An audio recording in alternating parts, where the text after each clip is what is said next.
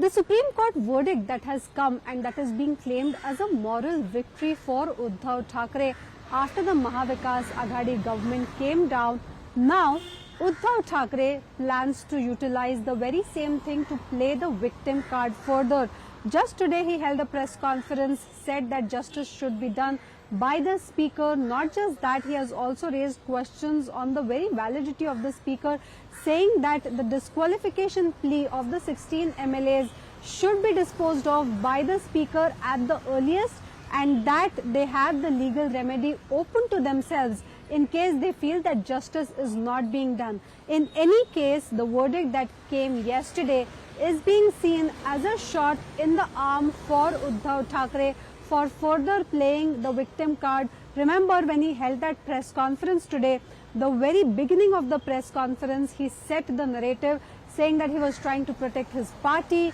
the party which was formed by his father, the father who struggled on the streets of Mumbai along with several other Mumbaikars, and that he has been trying to protect the rights of the very Mumbaikars and the people of the state that he has been fighting for. Now remember, after the downfall of the Mahavikas Aghadi government and after the political drama that ensued thereafter, 40 MLAs left Uddhav Thackeray, went with Eknath Shinde and led to the formation of a new government with the BJP. This is something that Uddhav Thackeray has been saying has been backstabbing by Eknath Shinde and the several other MLAs, something which has given him an immense sympathy vote or sympathy wave across Maharashtra, and he hopes that it will continue with the current Supreme Court verdict, because the verdict has clearly stated that the steps that were taken by the Speaker with respect to appointment of the whip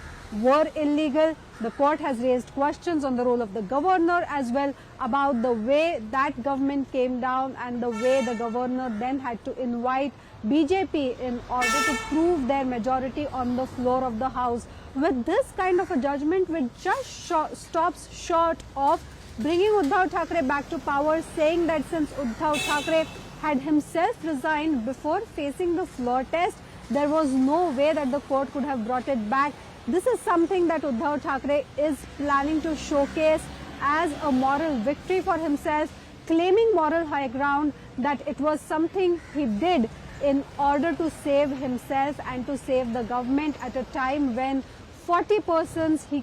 claims had backstabbed him and had gone ahead to form the government with the BJP. On the other hand, the BJP's onslaught against Uddhav Thackeray continues. Devendra Fadnavis called it a victory for the current government, saying that the Supreme Court verdict only went ahead to prove the legal and constitutional validity of the current government.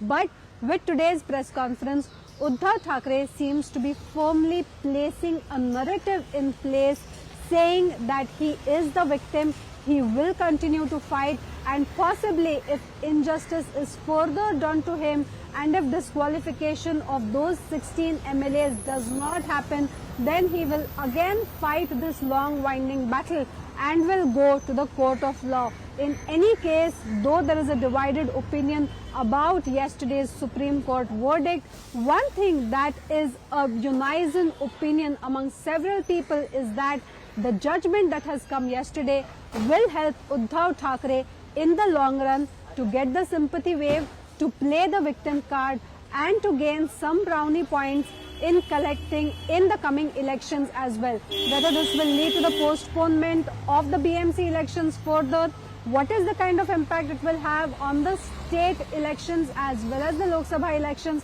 is something that only time will tell. But right now, Uddhav Thackeray for the last 2 days has set out on a path to put forth a narrative of playing the victim card further.